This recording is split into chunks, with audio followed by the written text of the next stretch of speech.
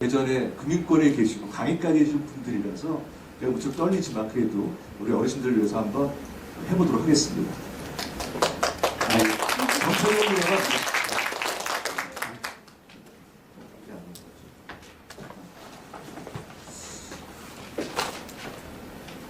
일단 행복의 조건을 좀 보는데요.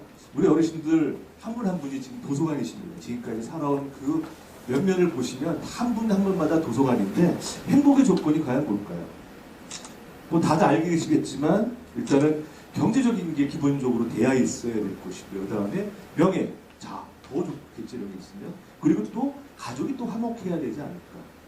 또 친한, 술 한잔 나눌 수 있고 같이 여행할 수 있는 친구들이나 취마가 있어야 되지 않을까 보는데 특히 이 중에서 가장 중요한 게 뭐냐면 바로 기본이 되는 게 건강과 모든 활동에는 돈이 들어갑니다. 그래서 이 돈에 대한 것들이 중요한데 돈이 얼마나 들어가는 걸 봤더니 이렇게 연령대별로 이제 어르신들이 되다 보니까 부부 기준으로 한 261만 원부터 나이가 드시면서 이제 적어지게 되는데 다 모든 게 돈이 이제 관련되어 있습니다.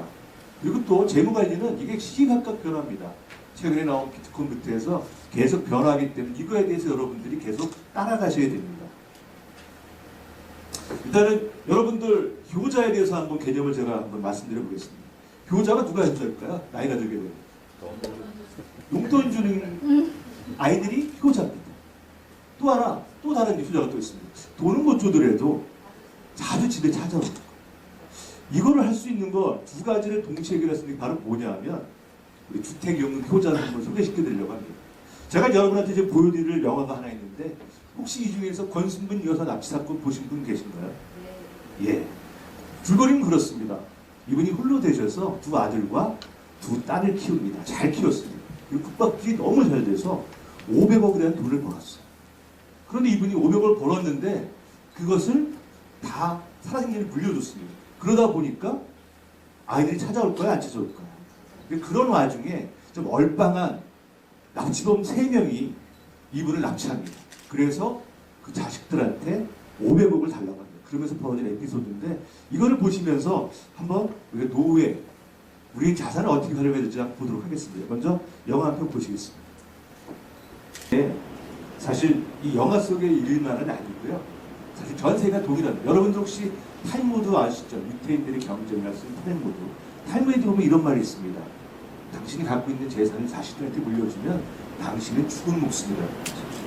끝까지 자산을 물려주면 안 됩니다. 자, 그러면 우리 근로자들, 우리 어르신들 보면 뭐 돈도 여기저기 있으시겠지만 진짜 중요한 자산 중에 큰 자산이 바로 집입니다. 집. 이 집이 아까 얘기했처럼 효자, 용돈도 주는 효자가 될 수 있고 또 자식들을 불러올 수 있는 효자가 되는데 자, 한번 주택연금에서 보도록 하겠습니다. 일단 가입 여건은요. 60세 이상 둘 중에 한 분이 되셔도 되고요.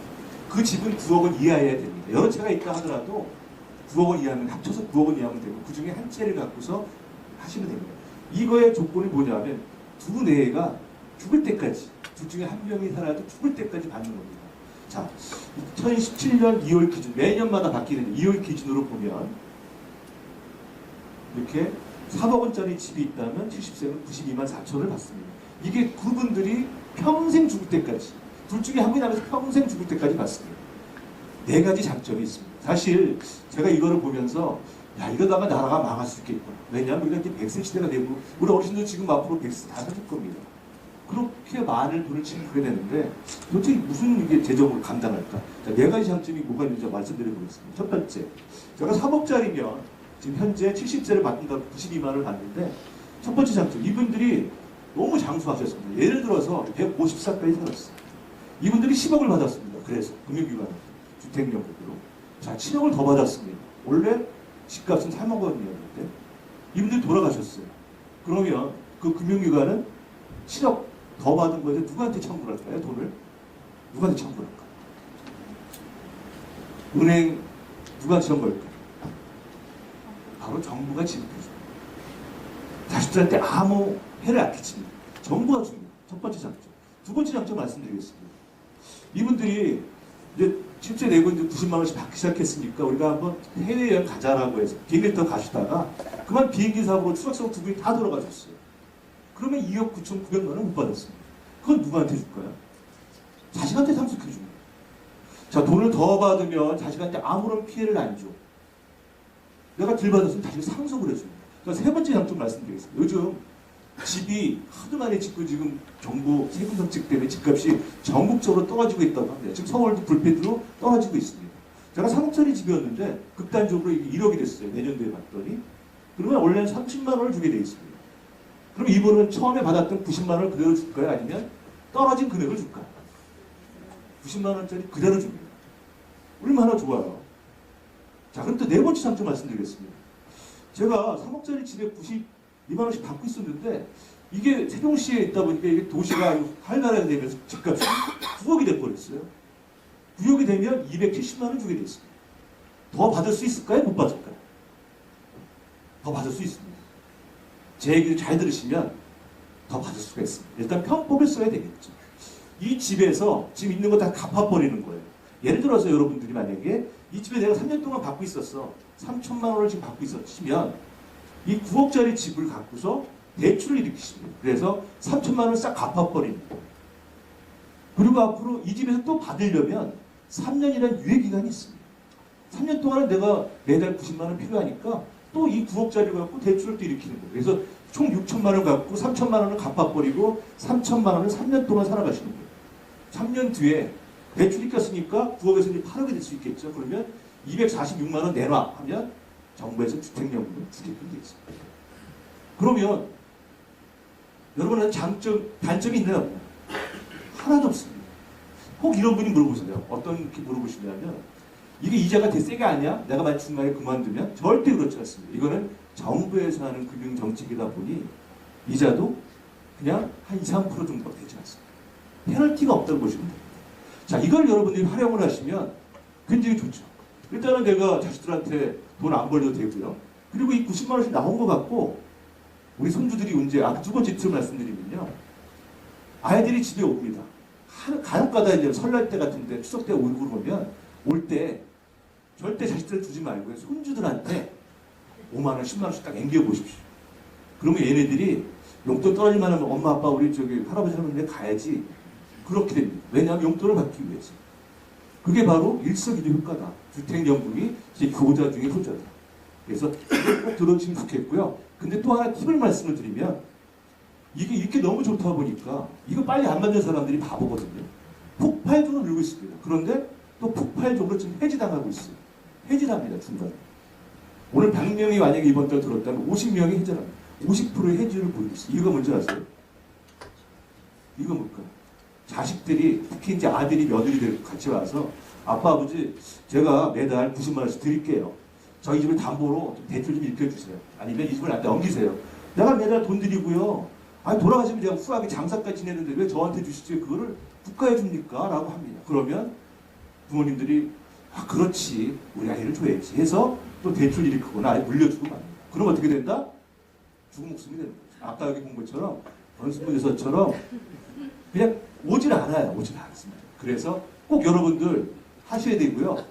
혹시 여러분들이 마음이 약해서 이거를 해지하고 만약에 들리게 된다면 꼭 이걸 작성하셔야 됩니다. 뭐냐 하면 부양각서를 작성하셔야 됩니다. 왜 그러냐면 실제로 그런 적이 있습니다. 자식들이 이런 게임에 넘어가서 부모님이 다 물려줬어요. 근데 그런 자식 치고 돌보겠습니까? 안 돌보겠습니까? 안 돌봐서요. 법원에 고소를 했어요. 대부분에서 이분들이 졌어요. 왜 졌냐 하면 구두로 얘기한 거는 아무 효력이 없다는 거죠. 그래서 대부분 졌습니다. 그래서 꼭 혹시 물려준다 그러면 각서를 꼭 써라. 너 매달 90만 원씩 주고 나한테 한 달에 한 번씩 찾아온다라는 걸 안 하면 이 집 다시 내한테 내놔. 라고 각서를 써놓으셔야 된다는 거죠. 좀 안타까운 사연인데 실제로 세상이 그렇습니다. 그래서 여러분들 소중한 집 한 채밖에 없는 거 잘 활용하시면 일석이조 효과가 있다. 두 번째는 기초연금입니다. 기초연금. 기초연금의 대상들은요, 일단 65세 이상이 돼야 되고요. 한국 국적 당연히 있어야 되겠죠. 소득 기준으로 소득 하위 70%입니다. 2016년 기준 봤더니 단독 혼자 계신 분은 119만 원 정도의 월 급여 이상이 되면 안 되십니다. 부부가 기준으로 190만 원. 이게 이제 더 올랐을 겁니다. 소득 하위가 더 올라갔으니까. 그리고 연금 지급액은 최대 20만 원까지 주게 돼 있고요. 국민연금을 받지 않고 계신 분, 무조건 이분들은 되셨고, 그 다음에 급여액이 30만 원 이상인 거 국민연금. 그리고 유적연금에 장애인 받고 계시는 분, 또 장애인연금 받고 계시는 분들, 이분들한테 기초연금을 주고요. 어디서 신청하면 되느냐 여러분들? 중소지구면 주민센터 가장 가까우니까 좋고요. 혹시 이게 없다면 국민연금공단 지사를 방문하시면 됩니다. 서류는 우리 어르신들이 갖고 갈 서류는요. 요거만 갖고 가시면 됩니다. 신분증, 통장 3원 이 두 개만 갖고 가시고 혹시 사실혼 관계에 있는 분이 계시다면 요거까지도 떼어가시면 되고 나머지는 다 거기에 구비되어 있습니다. 신청하시면 돼요. 가면 친절하게 안내해 드리니까 꼭 대상이 되시는 분들 받을 필요가 있습니다. 다음은 이제 금융사기 구심인데요. 제가 이런 강의를 하면서 보니까 우리 어르신들의 금융사기는 이 건수를 보면 굉장히 낮은데요. 문제는 금액이 큽니다. 우리 가장 많이 금융사기, 특히 보이스피싱 당하는 친구들을 봤더니 30대인데 이 친구들은 대출 관련돼서 미투가 하기 때문에 건당 2, 300밖에 안 되는데 우리 어르신들은 큰 금액들이죠. 왜냐하면 금액들이 크다 보니까. 이거에 대해서 일단은 동영상 하나 보시고 한번 보도록 하겠습니다.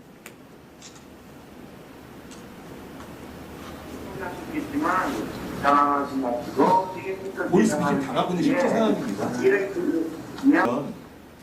이런 말 같은 거 나오면 무조건 조심하셔야 돼요. 뭐 검찰을 사칭하거나 뭐 명의 도용이 됐다거나 사건이 연루돼 있다거나 하는 말. 또 대출 아주 저리로 대출해 주겠다는 말. 그 다음에 금감원 사칭하는 말. 그 다음에 자녀 협박. 이게 가장 고전적인데요. 오늘 아침 봤더니 자녀 납치가 지금 다시 또 행행하고 있다고 합니다. 이유가 바로 뭐냐면 우리 유학들을 많이 보냈죠. 또 시간차가 있습니다. 만약에 미국이나 유럽에 보내고 우리가 시간차가 있다 보니까 지금 당장 통화를 해도 안 되는 경우가 있어요. 그걸 활용해서 신종으로 지금 이게 또 다시 또 기승을 이제 고전적인 방법을 넘어가고 있는데 이런 것들에 대해서 개인들이 조심해야 되겠다.